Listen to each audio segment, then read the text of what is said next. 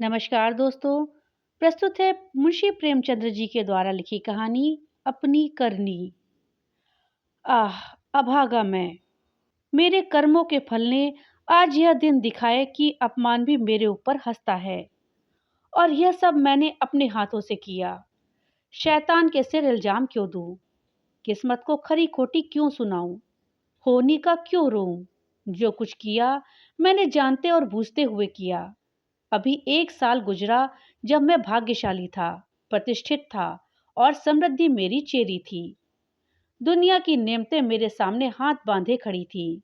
लेकिन आज बदनामी, कंगाली और शर्मिंदगी मेरी दुर्दशा पर आंसू बहाती है। मैं ऊंचे खानदान का बहुत पढ़ा लिखा आदमी था। फारसी का मुल्ला, संस्कृत का पंडित, अंग्रेजी का ग्रेजुएट। अपने मुंह मियाँ मिट्ठू क्यों बनूं, लेकिन रूप भी मुझको मिला था। इतना कि दूसरे मुझसे ईर्ष्या कर सकते थे। गरज एक इंसान को खुशी के साथ जिंदगी बसर करने के लिए जितनी अच्छी चीजों की जरूरत हो सकती है, वो सब मुझे हासिल थी। सेहत का ये हाल कि मुझे कभी भी सिर दर्द की भी शिकायत नहीं हुई। फिटन की सैर, दरिया की दिल फरेबियां, पहाड़ के सुंदर दृश्य, उन खुशियों का जिक्र ही तकलीफ देह है। क्या मजे की जिंदगी थी। आह, यहाँ तक तो मैं अपना दर्द दिल सुना सकता हूँ, लेकिन इसके आगे फिर होठों पर खामोशी की मुहर लगी हुई है। एक सती साध्वी, प्रति प्राणा स्त्री और 2 गुलाब के फूल से बच्चे। इंसान के लिए जिन खुशियों, आरजुओं, हौसलों और दिल फरेबियों का खजाना हो सकते हैं, वो सब मुझे प्राप्त था। मैं इस योग्य नहीं कि उस पतित्र स्त्री का नाम जवान पर लाऊं। मैं इस योग्य नहीं कि अपने उन लड़कों का बाप कह सकूं। मगर नसीब का कुछ ऐसा खेल था कि मैंने उन बहिश्ती नेमतों की कद्र ना की। जिस औरत ने मेरे हुक्म और अपनी इच्छा में कभी कोई भेद नहीं किया, जो मेरी सारी बुराइयों के बावजूद कभी शिकायत का एक हर्फ जुबान पर नहीं लाई, जिसका गुस्सा कभी आंखों से आगे नहीं बढ़ने पाया। गुस्सा क्या था, कुंवार की बरखा थी। 2-4 हल्की हल्की बूंदें पड़ी और फिर आसमान साफ हो गया। अपनी दीवानगी के नशे में मैंने उस देवी की कद्र ना की। मैंने उसे जलाया, रुलाया, तड़पाया। मैंने उसके साथ दगा किया। आह, जब मैं 2-2 बजे रात को घर लौटता था, तो मुझे कैसे कैसे बहाने सूझते थे। नित नए हीले गढ़ता था। शायद विद्यार्थी जीवन में जब बैंड के मजे से मदरसे जाने की इजाजत ना देते थे, उस वक्त भी बुद्धि इतनी प्रखर ना थी। और क्या उस क्षमा की देवी को मेरी बातों पर यकीन आता था? वो भोली थी, मगर ऐसी नादान ना थी। मेरी खुमार भरी आंखें और मेरे उथले भाव और मेरे झूठे प्रेम प्रदर्शन का रहस्य क्या उससे छिपा रह सकता था? लेकिन उसकी रग रग में शराफत भरी हुई थी। कोई कमीना ख्याल उसकी जबान पर नहीं आ सकता था। वह उन बातों का जिक्र करके या अपने संदेहों को खुलेआम दिखलाकर हमारे पवित्र संबंध में खिंचाव या बदतमीजी पैदा करना अनुचित समझती थी। मुझे उसके विचार उसके माथे पर लिखे मालूम होते थे। उन बदमज़गियों के मुकाबले में उसे जलना और रोना ज्यादा पसंद था। शायद वो समझती थी कि मेरा नशा खुद ब खुद उतर जाएगा। काश इस शराफत के बदले उसके स्वभाव में कुछ ओछापन और अनुदारता भी होती। काश वह अपने अधिकारों को अपने हाथ में रखना भी जानती। काश वह इतनी सीधी ना होती। काश अब अपने मन के भावों को छिपाने में इतनी कुशल ना होती। काश वह इतनी मक्कार ना होती। लेकिन मेरी मक्कारी और उसकी मक्कारी में कितना अंतर था। मेरी मक्कारी हरामकारी थी, उसकी मक्कारी आत्म बलिदानी। मैं एक रोज अपने काम से फुर्सत पाकर शाम के वक्त मनोरंजन के लिए आनंद वाटिका में पहुंचा और संगमरमर के हौज पर बैठकर मछलियों का तमाशा देखने लगा।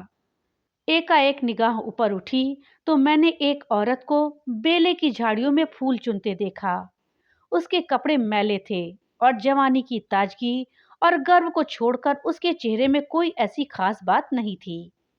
उसने मेरी तरफ आंखें उठाई और फूल चुनने में लग गई, गोया उसने कुछ देखा नहीं। उसके इस अंदाज ने, चाहे वह उसकी सरलता ही क्यों ना रही हो, मेरी वासना को और भी उद्दीप्त कर दिया। मेरे लिए यह एक नई बात थी कि औरत इस तरह देखे कि जैसे उसने देखा ही नहीं। मैं उठा और धीरे धीरे कभी जमीन और कभी आसमान की तरफ ताकते हुए बेले की झाड़ियों के पास जाकर खुद भी फूल चुनने लगा। इस ढिठाई का नतीजा यह हुआ कि वह मालिन की लड़की वहां से तेजी के साथ बाग के दूसरे हिस्से में चली गई। उस दिन से मालूम नहीं वह कौन सा आकर्षण था जो मुझे रोज शाम के वक्त आनंद वाटिका की तरफ खींच ले जाता। उसे मोहब्बत हरगिज नहीं कह सकते। अगर मुझे उस वक्त भगवान ना करे उस लड़की के बारे में कोई शोक समाचार मिलता, तो शायद मेरी आंखों से आंसू भी ना निकलें। जोगिया धारण करने की तो चर्चा ही व्यर्थ है।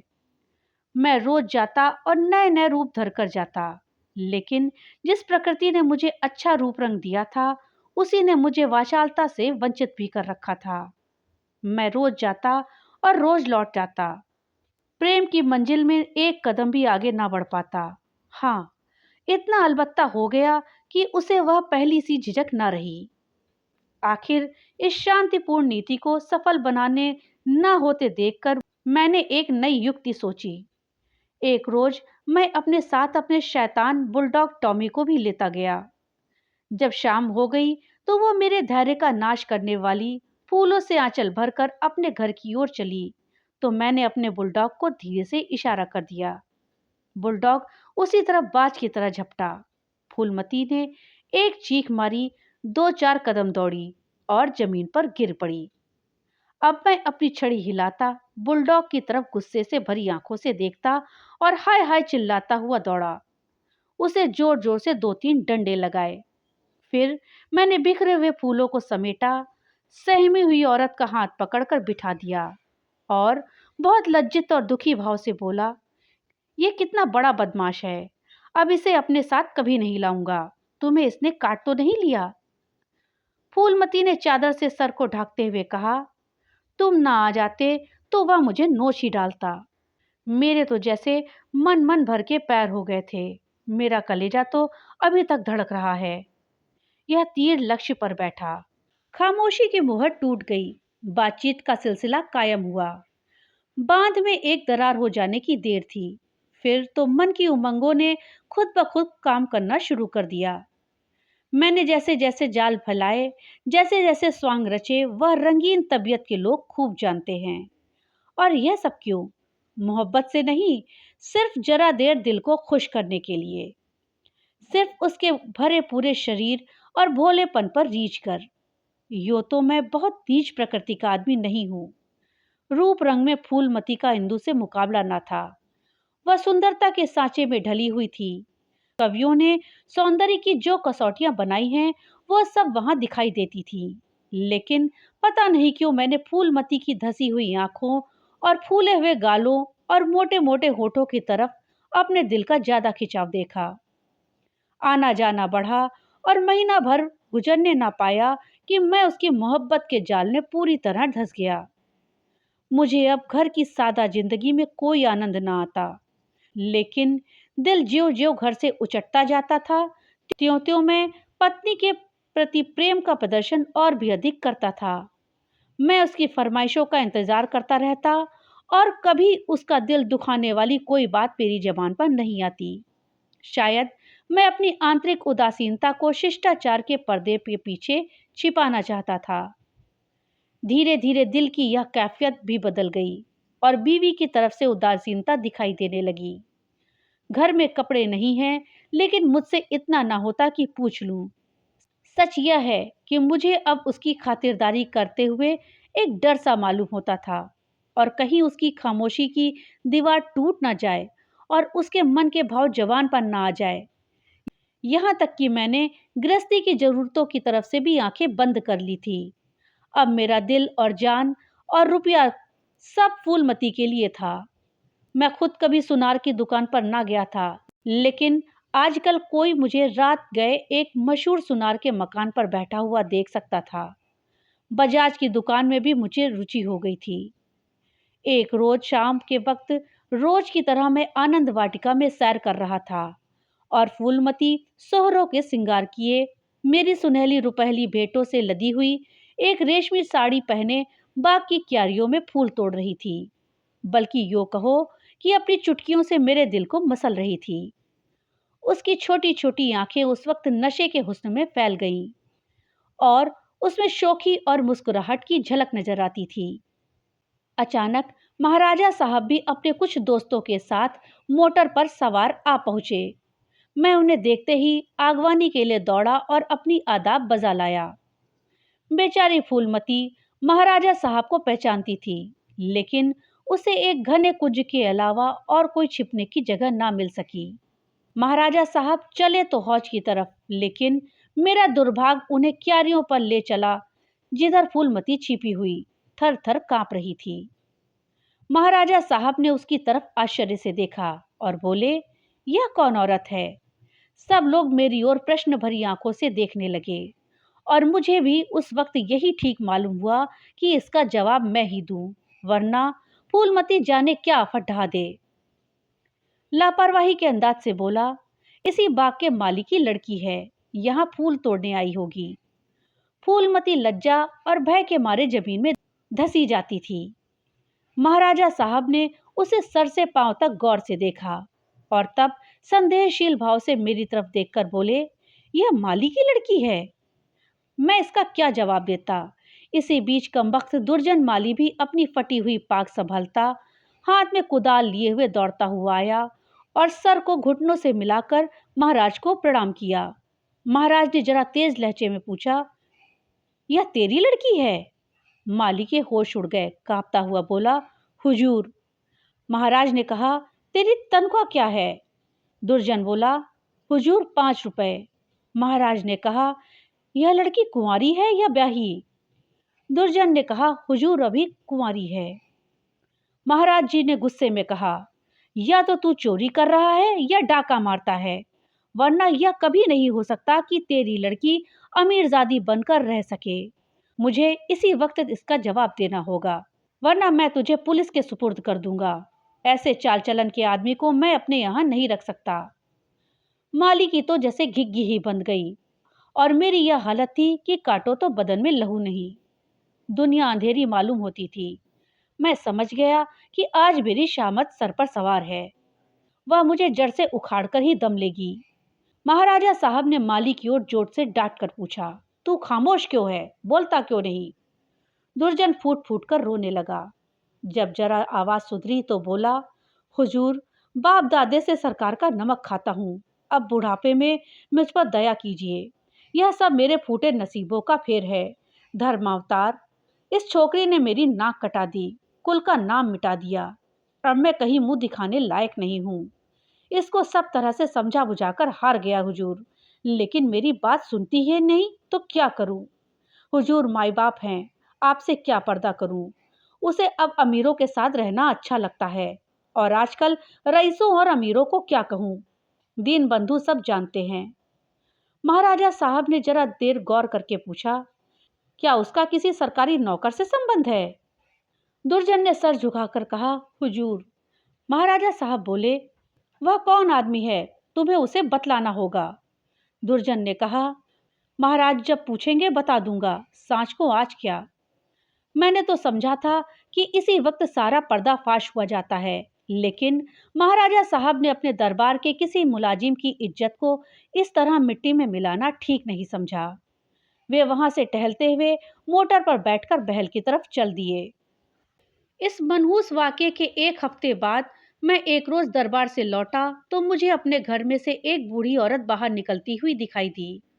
उसे देखकर मैं ठिठका।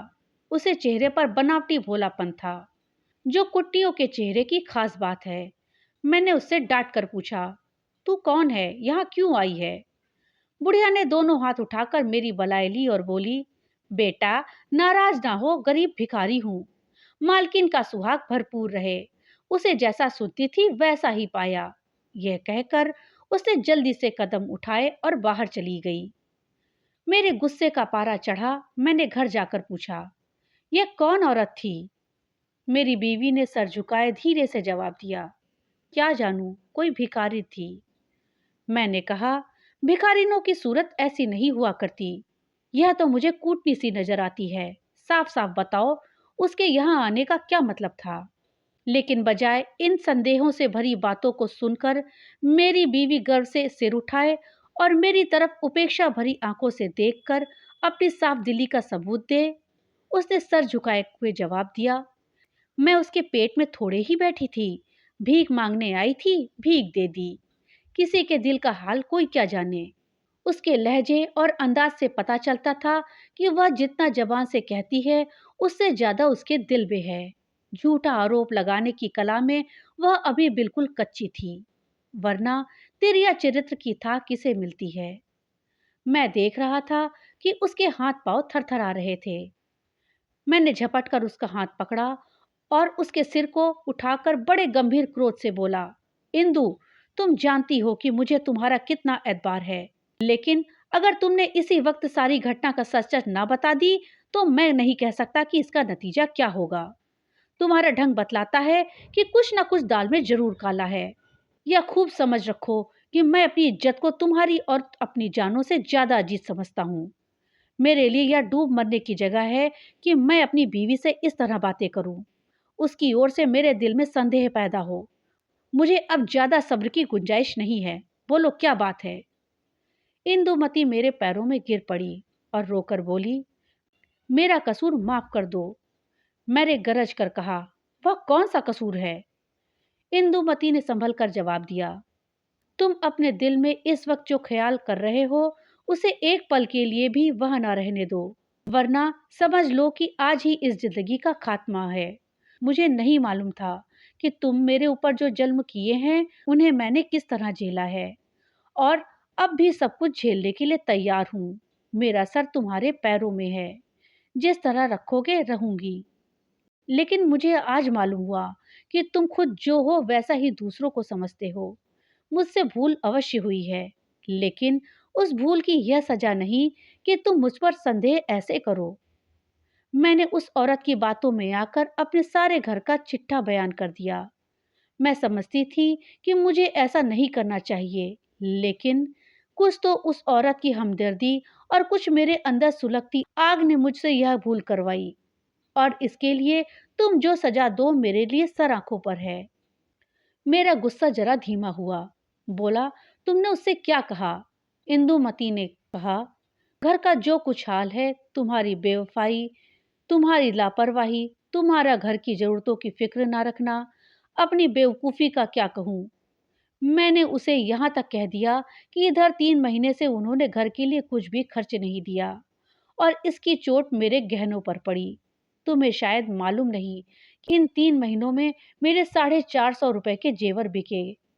ना मालूम क्यों मैं उससे यह सब कुछ कह गई। जब इंसान का दिल जलता है तो जवान तक उसकी आंच आ ही जाती है। मगर मुझसे जो खता हुई उससे कई गुनी सख्त सजा तुमने मुझे दी है। मेरा बयान लेने का भी सब्र ना हुआ। खैर, तुम्हारे दिल की कैफियत मुझे मालूम हो गई। तुम्हारा दिल मेरी तरफ से साफ नहीं है। तुम्हें मुझ पर विश्वास नहीं रहा, वरना एक भिखारिन औरत के घर से निकलने पर तुम्हें ऐसे शुभे क्यों होते? मैं सर पर हाथ रखकर बैठ गया। मालूम हो गया कि तबाही के सामान पूरे हुए जाते हैं। दूसरे दिन मैं ज्यों ही दफ्तर पहुंचा, चौकीदार ने आकर कहा, महाराज साहब ने आपको याद किया है। मैं तो अपनी किस्मत का फैसला पहले से ही किए बैठा था। मैं खूब समझ गया था कि वह बुढ़िया खुफिया पुलिस की कोई मुखबिर है, जो मेरे घरेलू मामलों की जांच के लिए तैनात हुई होगी। कल उसकी रिपोर्ट आई होगी और आज मेरी तलबी है। खौफ से सहमा हुआ, लेकिन दिल को किसी तरह संभाले हुए कि जो कुछ सर पर पड़ेगी देखा जाएगा। अभी से क्यों जान दूं। मैं महाराज की खिदमत में पहुंचा। वो इस वक्त अपने पूजा के कमरे में अकेले बैठे हुए थे। कागजों का एक ढेर इधर उधर फैला हुआ था और वह खुद किसी ख्याल में डूबे हुए थे। मुझे देखते ही वो मेरी तरफ मुखातिब हुए। उनके चेहरे पर नाराजगी के लक्षण दिखाई दिए। बोले, कुंवर श्याम सिंह, मुझे बहुत अफसोस है कि तुम्हारी बाबत मुझे जो बातें मालूम हुई वह मुझे इस बात के लिए मजबूर करती हैं कि तुम्हारे साथ सख्ती का बर्ताव किया जाए। तुम मेरे पुराने वसीकादार हो। और तुम्हें यह गौरव कई पीढ़ियों से प्राप्त है।